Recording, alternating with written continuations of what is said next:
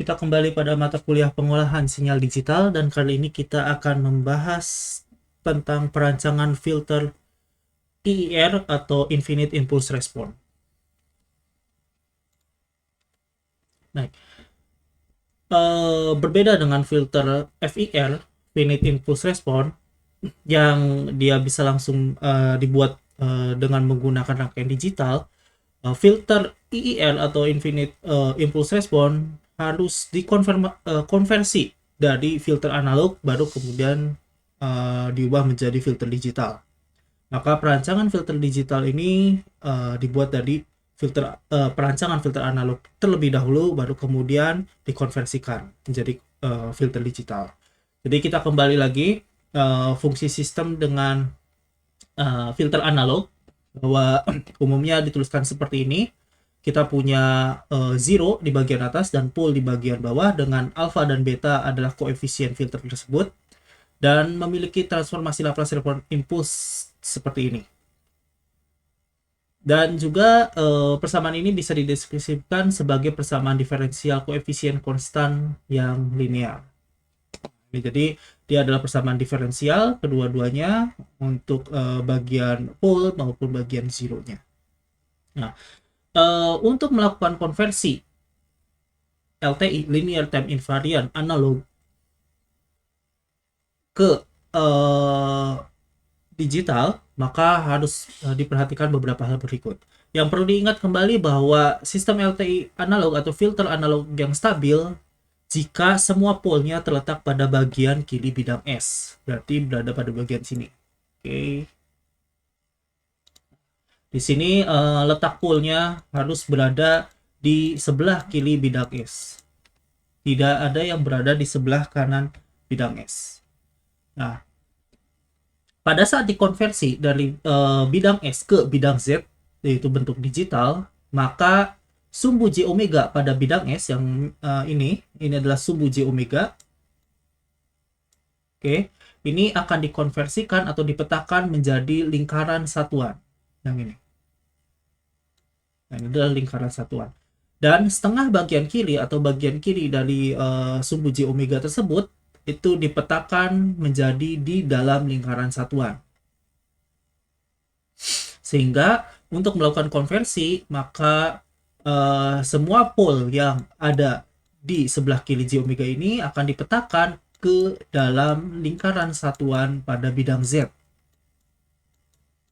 Nah, dan yang perlu diingat kembali bahwa pada filter tentang FIR, filter linear digital itu memiliki persamaan seperti ini, bahwa HZ di sini memiliki pasangan selain konjugate kompleksnya, yaitu terhadap H1 per Z, yang artinya adalah setiap pole yang berada di dalam lingkaran satuan memiliki pasangan selain konjugate kompleksnya, yaitu pole di luar lingkaran satuan. Misalnya ini adalah Z1, dia memiliki pasangan konjugate kompleks dan juga memiliki pasangan 1 per Z1 yang berada di luar lingkaran satuannya. Begitu juga untuk Z1 konjugate memiliki pasangannya dengan 1 per Z1 konjugate. Dengan kata lain, karena konversi dari analog ke digital itu setiap pole harus dipetakan ke dalam lingkaran satuan, maka filter IIR yang stabil dan kausal tidak memiliki fasa linear. Ini perbedaan, salah satu perbedaan dari filter IIR dengan filter FIR, yaitu filter IIR tidak memiliki fasa linear. Artinya kalau kita ingin menyusun atau merancang filter yang fasanya linear, maka gunakanlah filter FIR. Jangan menggunakan atau jangan merancang dari filter IIR. Oke, kita akan menjelaskan 3 metode untuk perancangan filter IIR. Yang pertama adalah metode pendekatan derivatif atau pemetaan derivatif. Derivatif sendiri berarti adalah turunan, yang artinya bahwa turunan pada bidang S ini akan kita petakan menjadi turunan di domain diskrit atau domain digital. Ingat kembali bahwa domain discrete, pada domain discrete, turunan itu adalah selisih amplituda terdekat dibagi dengan interval dari kedua amplituda tersebut.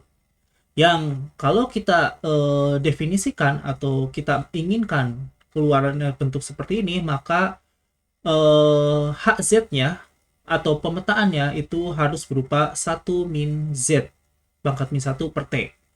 Nah, sehingga pemetaan dari S ke bidang Z-nya adalah S sama dengan 1 min Z pangkat min 1 per T. Nah, kalau kita turunkan pemetaan ini, maka S pangkat K atau turunan ke K itu bentuknya adalah sama dengan 1 min Z pangkat min 1 per T dipangkatkan dengan K. Kalau kita lihat bentuk grafiknya, maka dengan pemetaan ini, daerah yang diarsir atau bagian kiri, semua bagian kiri dari bidang S ini dipetakan ke dalam suatu lingkaran dengan jari-jari setengah dan titik pusat setengah koma nol di dalam lingkaran satuan. Yang ini. Jadi hanya sebagian kecil saja. Nah, kalau kita melihat pada bidang Z, maka lingkaran ini berperan posisi pada lingkaran ini berperan sebagai frekuensi. Dengan frekuensi titik paling kiri dari lingkaran ini merupakan frekuensi tinggi, sedangkan di bagian sini ini adalah frekuensi rendah atau omega sama dengan 0. Di sini adalah omega sama dengan pi. Yang artinya bahwa kalau kita memetakan dengan kondisi seperti ini, maka kita tidak bisa memiliki frekuensi pada bidang Z yang tinggi. Kita tidak akan bisa mencapai frekuensi omega sama dengan pi. Mungkin biasanya kita akan memilih pole yang sedekat mungkin dengan lingkaran satuan. Mungkin kita masih bisa memilih sekitar omega sama dengan 45 derajat atau bahkan kurang. Dengan kata lain, pemetaan ini tidak bisa digunakan untuk memetakan high pass filter karena tidak bisa mencakup frekuensi yang tinggi. Low pass filter bisa, dan band pass filter tidak semuanya. Jadi karena memang sangat terbatas pada frekuensi yang rendah saja. Ini, jadi letak pole-nya terbatas pada area kecil tadi, hanya dapat digunakan untuk LPF dan BPF dengan resonan frekuensi yang rendah. Tidak mungkin mengkonversi HPF analog menjadi HPF digital. Sebenarnya bisa kelemahan ini ditutupi atau dihilangkan. Dia menggunakan orde ke L, tapi rangkaiannya akan menjadi sangat kompleks. Sehingga karena ada metode yang lebih baik dibandingkan kita harus mengkomplekskan suatu rangkaian untuk menghilangkan kelemahan ini, maka metode dengan beda orde ke L ini jarang untuk digunakan. Oke. Nah, contoh soal, misal kita ingin mengubah band pass filter analog dengan fungsi sistem seperti ini menjadi filter IIR digital. Nah, di sini bisa kita langsung substitusikan S-nya dengan 1 min Z pangkat min 1 per T. Gitu. Jadi langsung substitusikan S ini dengan pemetaan pemetaan derivatif. Lalu kita sedikit utak-atik, kuadratkan dan kita pindahkan. Tentu kalau misalnya kita memiliki suatu nilai T tertentu, maka ini akan lebih mudah dihitungnya karena ini akan menjadi nilai suatu nilai tertentu skalar, ini pun sama, dan bentuknya akan lebih sederhana. Nah, di sini yang harus diperhatikan adalah nilai T itu harus dipilih cukup kecil agar pole bisa sedekat mungkin dengan lingkaran satuan. Jadi T-nya itu harus kurang dari atau sama dengan 0,1. Ya. Misal kita pilih T-nya adalah 0,1.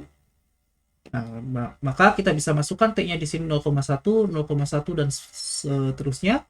Maka kita akan dapatkan posisi pole-nya pada bidang Z adalah 0,91 plus minus J 0,27 atau 0,949 E pangkat plus minus J 16,5. perhatikan bahwa di sini frekuensi resonansinya itu sangat cukup kecil, yaitu 16,5 derajat. Seperti itu. Jadi memang frekuensi resonansinya hanya terbatas pada frekuensi rendah. Berikutnya, metode yang kedua adalah impulse invariance. Perancangan filter IR menggunakan respon sampel dari respon impuls. Ini adalah metode impulse invariance. Jadi dia menggunakan respon sampel di sini. N ini dideskripsikan atau sebanding dengan HMT dengan suatu periode atau interval sampel tertentu. Dengan N-nya 0 sampai seterusnya. Nah, sehingga respon frekuensi filter adalah menjadi seperti ini. Ini kembali lagi dalam contoh pada bagian analog, atau sebanding dengan omega seperti ini dan atau H omega yang seperti ini. Nah, ini kita membedakan antara omega dengan omega kecil dengan omega besar. Omega besar ini adalah continue dan omega kecil ini adalah digital. Seperti itu. Oke. Nah, karena kita melakukan sampling pada HM yang ini, maka kalau kita ubah ke dalam domain frekuensi, maka sampling itu akan membuat duplikasi dari sinyal respon frekuensi analognya. Nah, ini ya. Jadi ini adalah H A omega T yang analog. Nah, ini adalah analog. Karena kita melakukan sampling untuk bagian pemetaan digitalnya, maka terdapat duplikasi.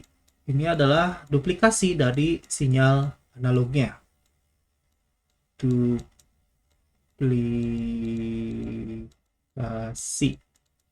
Nah, apa masalah dari adanya duplikasi? Kita melihat ada pada bagian sini. Kita lihat bagian kanan saja, bahwa di ujung sini terdapat yang namanya aliasing.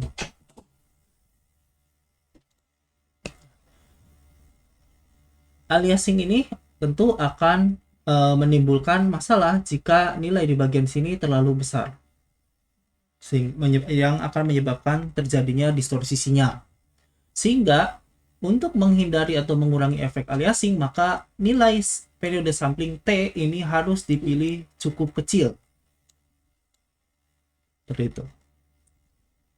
Dan tentu saja karena aliasingnya berada pada bagian frekuensi yang tinggi di sini, maka metode ini tidak dapat digunakan untuk merancang high pass filter karena efek aliasing dari proses sampling tersebut. Pemetaan dari bidang S ke bidang Z-nya, yaitu Z sama dengan E pangkat ST. Seperti ini. Dengan S-nya sendiri adalah sigma plus J omega besar, dan Z-nya adalah R, E, J omega kecil. Fungsi sistem filter digitalnya adalah dia memiliki bentuk seperti ini, yaitu CK dengan suatu koefisien filter tertentu, lalu dibagi 1 min E pangkat ST Z pangkat min 1, dan ini akan dipetakan seluruhnya ke dalam lingkaran satuan. Oke. Nah, ini kalau sigmanya kurang dari 0, berarti R-nya berada di antara 0 sampai 1. Dan kalau sigma lebih besar dari 0, berarti R-nya akan lebih besar dari 1. Dan sigma sama dengan 0, berarti R sama dengan 1. Oke, contoh. Ubah filter analog dengan fungsi sistem S plus 0,1 per S plus 0,1 kuadrat per 9 menjadi filter IIR digital dengan metode impuls invarian. Nah, ini agak sedikit mirip yang tadi, namun menggunakan metode impuls invarian. Maka di sini kita bisa langsung menentukan pole-nya terlebih dahulu, pole dari domain S. Nah, di sini pole-nya karena pole-nya ini untuk mengenolkan, maka di sini S-nya adalah min 0,1 dan plus minus J3. Nah, ini adalah polnya. Dan kita memiliki 0 pada S sama dengan minus 0,1. Sini di sini kita bisa memisahkan sedikit menggunakan pemecahan pembagian rasional, maka bentuknya menjadi 1/2 dibagi S plus 0,1 min Z3 ditambah 1/2 dibagi S plus 0,1 ditambah Z3. Atau dalam bentuk domain Z-nya adalah setengah dibagi 1 min E pangkat ST kali E pangkat ini S-nya dan ini juga S-nya, pasangan konjugat dikalikan Z pangkat min 1. Jadi kita mengikuti bagian yang ini. Jadi setelah membentuk bagian ini untuk menentukan koefisien dari filternya, maka kita ubah ke dalam bidang Z dengan memetakan S menjadi Z. Nah, di sini kita bisa gabungkan kembali, bentuknya menjadi seperti ini. Kalau kita memasukkan suatu nilai T tertentu, sebut saja T sama dengan 0,1 dan T sama dengan 0,5, maka respon frekuensinya akan menjadi demikian.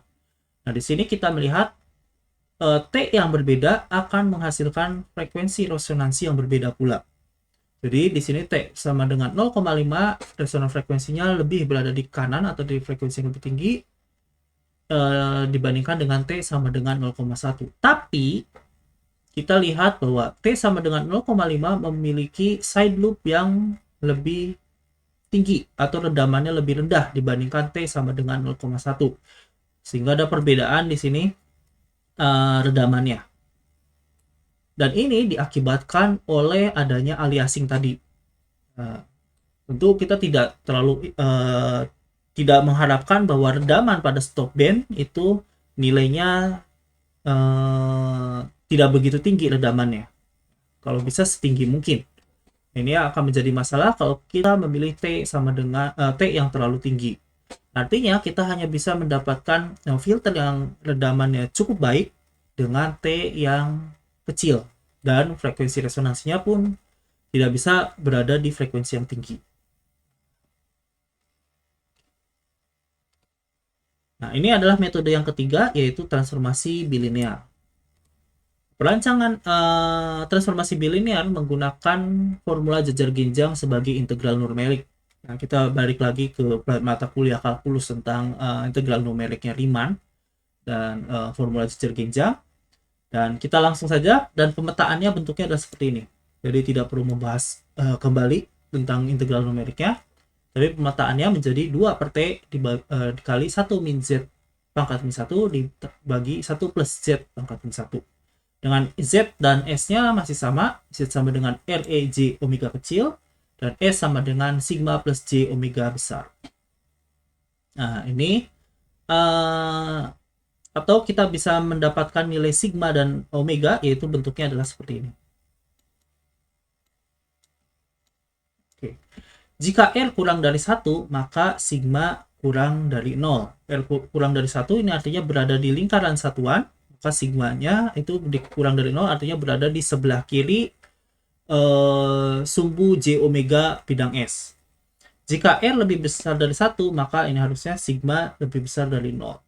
Jadi kalau dia berada di luar lingkaran satuan polnya, maka sigmanya pun dia berada di luar lingkaran satuan.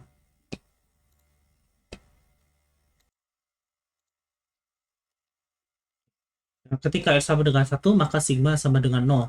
R sama dengan 1 artinya lingkaran satuan, sigma sama dengan 0 artinya adalah sumbu J omega besar. Nah, ini maka omeganya akan bernilai seperti ini pada lingkaran satuan. Atau omega sama dengan 2/T tan omega per 2.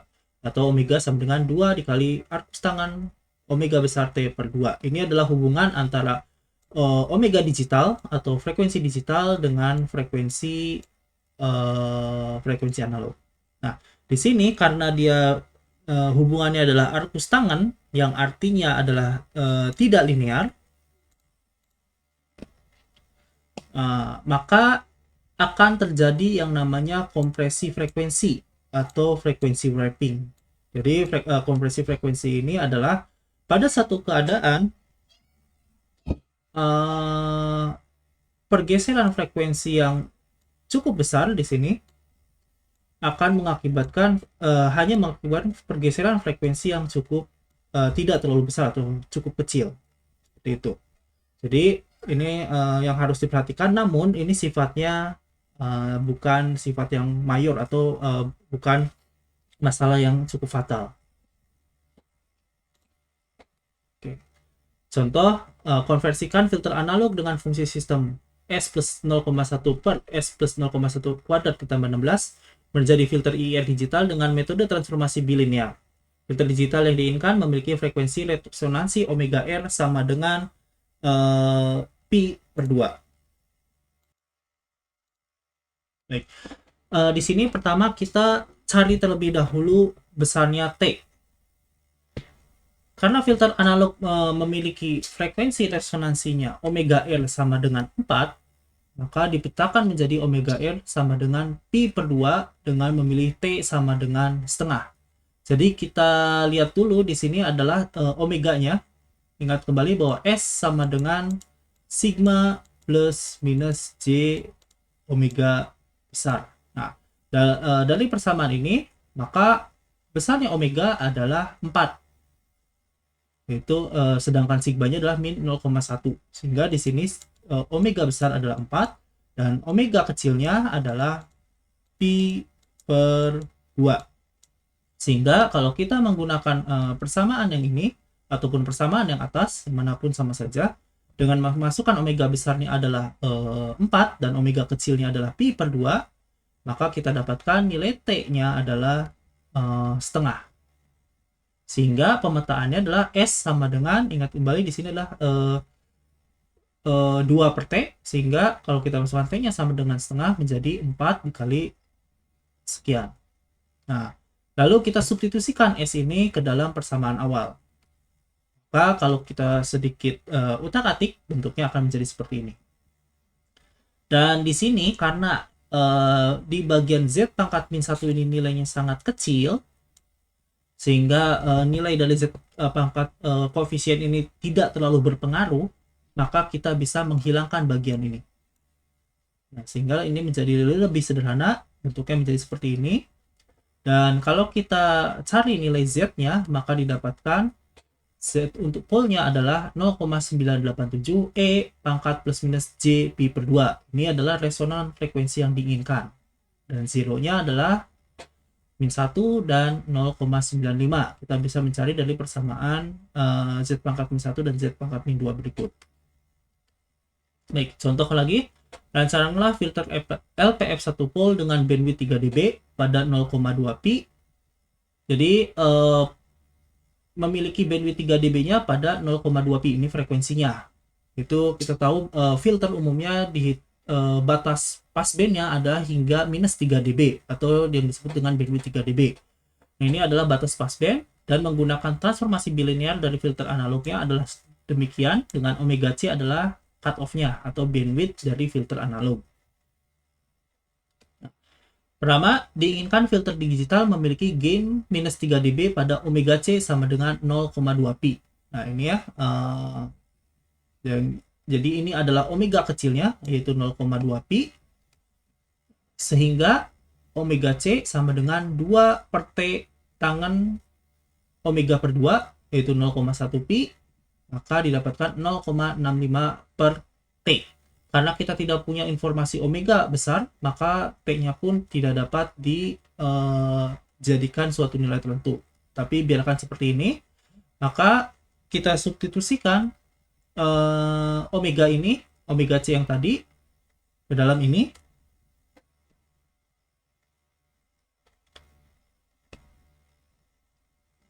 Substitusikan, nah seperti ini, dan S-nya juga petakan bentuknya yang seperti ini. Ya ini, karena di bawah sini ada T, dan dalam bentuk lainnya pun ada T di bawahnya, maka T-nya di sini bisa saling menghilangkan. Nah, berikutnya saat kita sudah transformasikan dengan transformasi bilinear, maka kita dapatkan bentuk seperti ini. Kita bisa melihat bahwa zero-nya adalah min 1, dan di sini polnya berarti adalah 0, dalam omega 0, z-nya untuk polnya adalah 0,509. Nah, sedangkan kalau kita melihat dalam domain omega, maka pada omega sama dengan 0, kita bisa melihat di sini adalah 0, 1, 2, di sini 0,245 kali 2 dengan dibagi 1 min 0,509, yaitu akan bernilai 1. Dan pada omega sama dengan 0,2 pi, jadi kalau kita masukkan 0,2 pi, maka H omeganya akan menjadi 0,707 yang merupakan minus 3 dB dari yang merupakan nilai minus 3 dB. Ini sebanding dengan minus 3 dB dan menjadi batas bandwidth 3 dB. Dan ini adalah respon yang diinginkan. Baik, demikian untuk materi infinite impulse response, dan kita akan sambungkan kembali pada bagian kedua.